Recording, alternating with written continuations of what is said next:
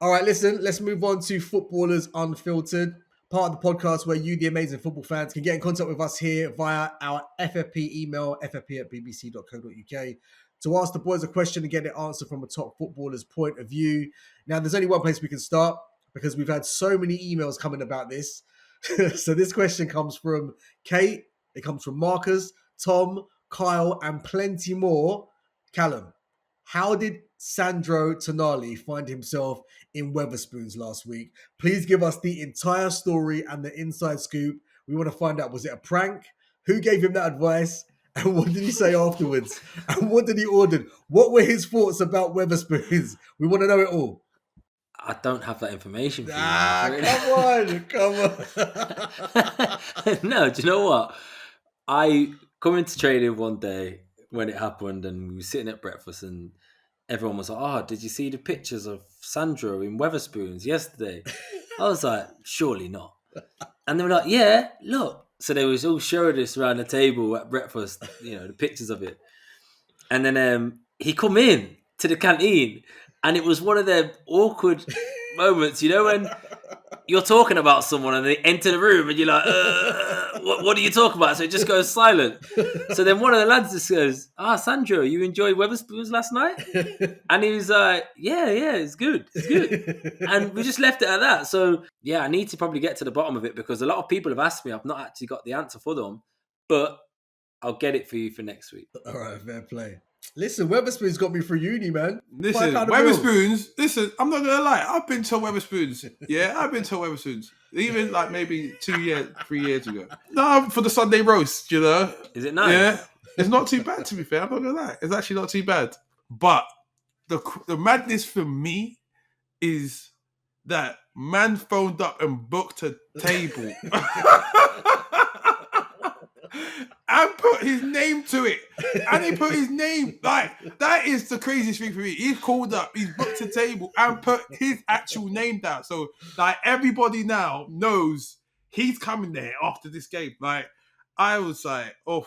But, to his defense, he would have booked to make sure he's guaranteed a seat in this restaurant that he's obviously seen it as highly rated. And basically didn't realise until he's probably walked in that he's going into Wetherspoons.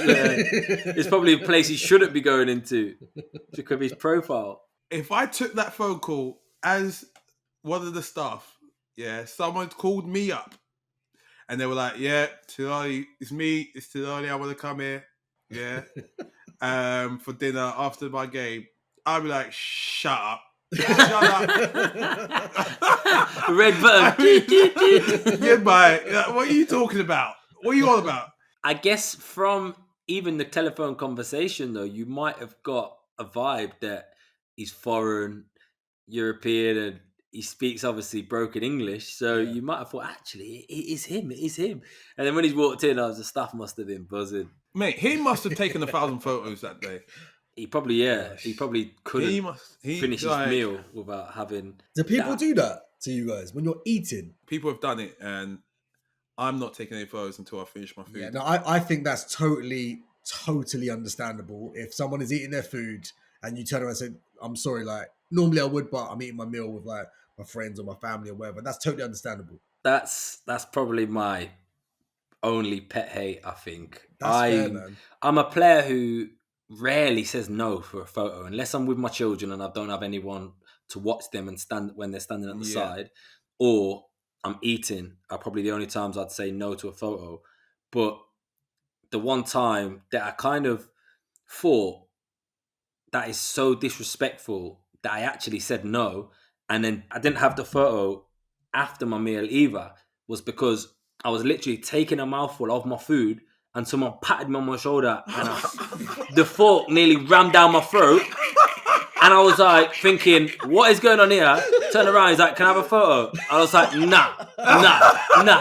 I was almost ready to fight. That was fighting behaviour. And I was like, nah, you're disrespecting me to the fullest here. Nearly made me choke on a fork,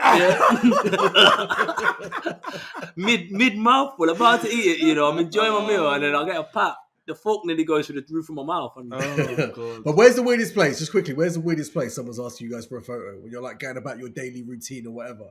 In toilets. Yeah. Toilet. Urinal. Yeah, toilets. Oh, mate. or somewhere I shouldn't have been.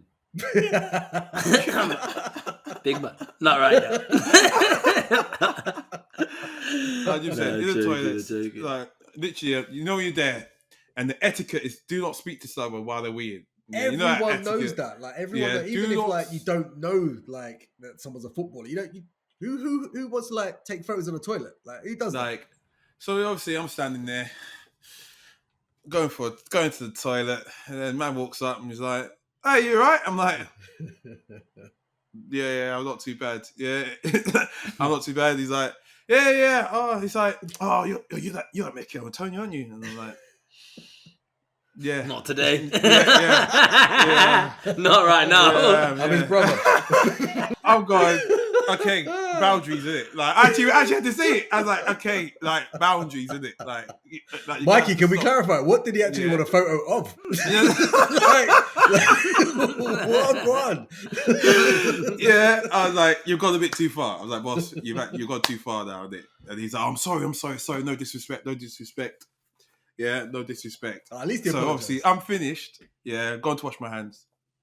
He comes up and goes, "Can I have a photo?" I was like, "All right, go on then." Obviously, in the toilet, I've taken the photo. Then he wanted to shake my hands. He hasn't even washed his hands. Hasn't even washed his hands, mate. And he's like, "Oh yeah." I went, "You need to wash that, mate. Yeah, you need to wash that." Prime reason why that stuff doesn't need to happen in the toilets. If you're a fan listening now, just keep it outside. Keep it outside if you're going to go there, man. Keep it outside. All right, moving on. There's one here for you, Michail. Last week, Lucas from Boston, Massachusetts wrote in with the following. He said, "Hello, ballers. I'm a huge fan of the show. Gives me laughs every week and is easily my favorite football podcast. I also watched a different show that Michail made an appearance on in which he claimed that he could score 30 goals if he was up top for Man City. Now, as a Man City fan, I have my thoughts about it. No disrespect, he's put. But I would love to hear what Callum thinks and for Michail to defend that take. But before you answer, he sent another email this week. So listen to this. He said, "Hello, upon seeing Michail's goal versus Chelsea, my opinion might have shifted. Original question still stands though." So, Mikey, go ahead, defend yourself. And Callum, what do you make of that? I stand by it. Impossible. Impossible. I stand by it, He don't even score 30 goals in training a season, let alone in a match. bro. You don't even get on the field hardly now, man. You can't even talk to me anymore. Yeah. You played what? 90 minutes and still got the Alright. same amount of goals as me in 25. Okay. You played 25 minutes.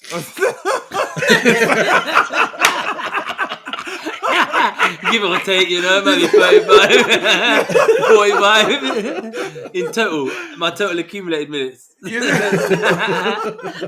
can't put training in that, yeah? Hey, easy you. I don't stand by think- it. Nah. Think about it. You actually have to think about it, Cam. Holland only scored 36, right? Last season in the league. I don't feel that you would have scored 6 less than that in the season. I think I would think I score do. 30 in there.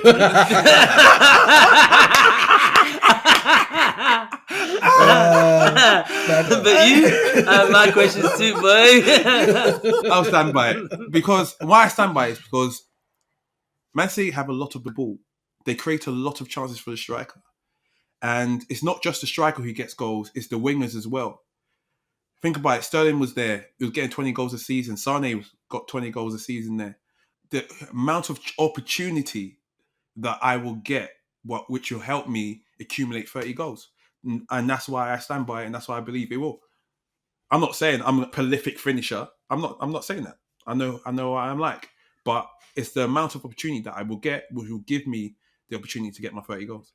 I agree. You would have 3 minimum /4 chances per game.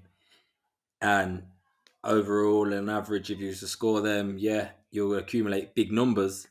But I don't know, some games you're not even going to score one of them 4.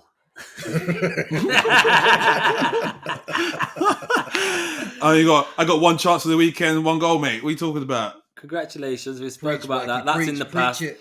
That is in the past. Let's move on. It's the last thing that's happened. I had one opportunity, one goal. Cal, let him live, man. Let him live. Let him Okay, live. Let I'm him going to live. let you live this week. I'm going to be on to you next week when you Yeah. don't get a shot. Brighton, Pop City, you're going to be running around chasing shadows, bro.